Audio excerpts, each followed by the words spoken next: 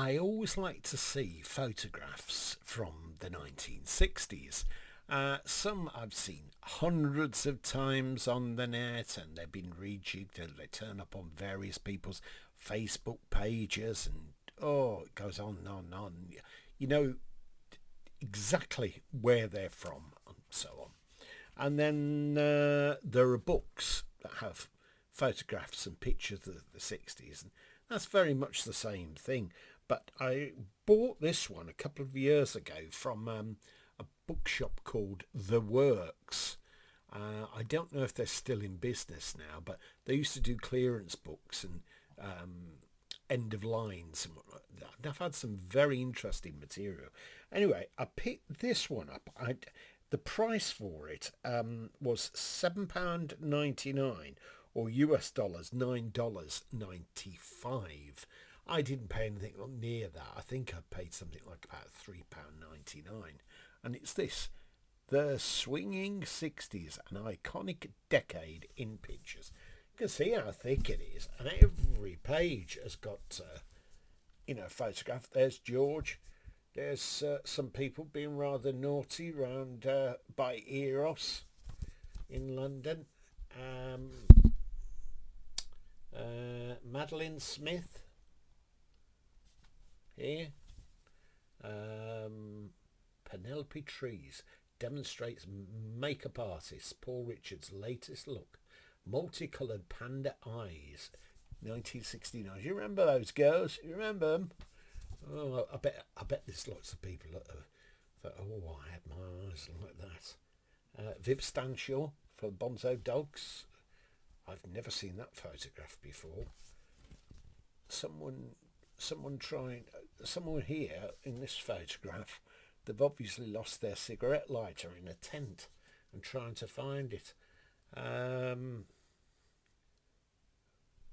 Doesn't say who that is on the other side, but there's loads of interesting photographs.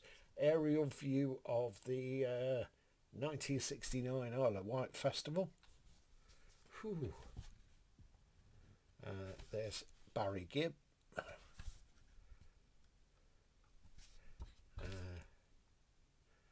Somebody, odd couple, Gilbert and George, real names Gilbert Proesh and George Passmore, blend into the crowd during the Rolling Stones free concert London's Hyde Park, 5th of July 1969, and they look as though they've got gold paint on their faces. Well, you can't actually see it's gold, but you can work it out anyway from the shade. These are all black and white photographs except the odd few ones here. Oh, here we go, one of my favourites, Peter Wingard. I've got much of his material. Saw him live playing Dracula in the 70s on stage, and he was wonderful, absolutely wonderful. Here we go. This is Pop Shop, right? Pop Boutique, part of the swinging fashion scene in Carnaby Street, 24th of May 1968. Look at that car. Is it Humber Scepter or something like that? Anyway, let's have a look around. Two girls waiting for a bus. There's interesting photographs in here as well. Sean Connery, and it's Honor Blackman when she was playing Pussy Galore. Was it Goldfinger that? I think it was. I think it possibly was. Let's have a look down here. Freddie Garrity, his usual sort of manic behaviour. Not really my cup of tea, but I liked his voice. Dusty here having a cuddle with Eden Kane. There's another one of her here. I can just find it for you. Of Dusty. And it looks as though she's just getting ready to do a dance.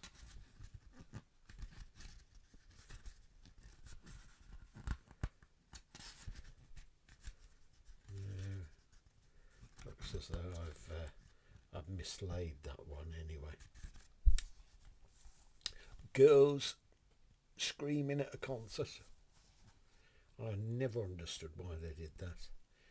There's one in here that's got Keith Richard at a tailor's, and he's got this suit on, looking a little bit uncomfortable.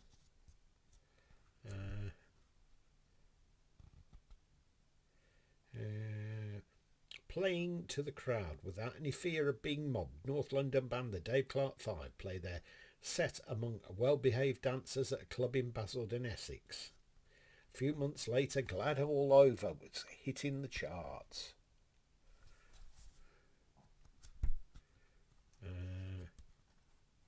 Fashion, men's fashion. You ever have any of them? There's what, Sammy Davis Jr. There's absolutely hundreds in here. Absolutely hundreds and hundreds. If the works is still going, they may have an online presence. It's worth checking out their stock, because this book, as it's called, Swing Sixties, an iconic decade in pictures, is certainly worth having. It was published by Ammonite Press. Never heard of them before, but very entertaining, and for some people it bring back a lot of memories as well. It's George Best in a mini car, that is. I think many people had minis during the 60s. Here we are, Judi Dench. A surprise choice to play Sally Bowles in the West End musical cabaret in 1968. I didn't know she'd been in that. And there's that rather embarrassing photograph of the new Radio 1 DJs. This was after the Pirates had more or less been driven off the air. So they had them all outside Broadcasting House. John Peel's there, a load of other people, Stuart Henry and Fluff Freeman, and then, if I remember rightly, there's somebody without a pair of socks on. Mike Raven's on. I think it's Pete. I forgot his surname now. Pete Murray. If I can see him here. No, this must be a slightly different photograph, and I can't actually see him. Sam Costa's on it as well. Absolutely nutsy. There we go. Some of them with us still, many of them not with us still. Interesting to pick this up. Hope you've enjoyed seeing it anyway, and please come back soon for some more ephemera that I've got knocking about in my collection. Bye for now.